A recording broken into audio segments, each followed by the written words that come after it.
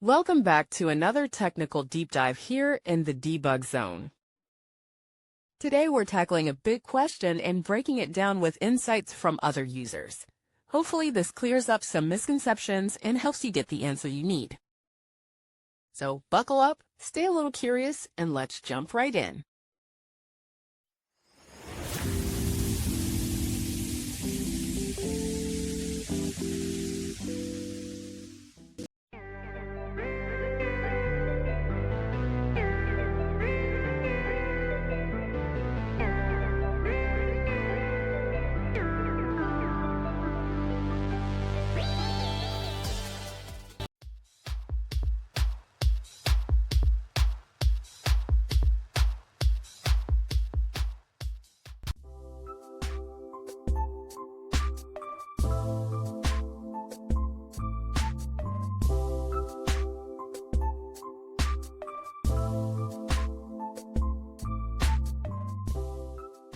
And that's a wrap.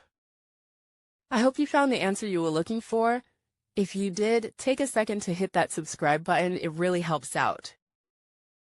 And let me know in the comments which solution worked best for you. See you next time in the Debug Zone.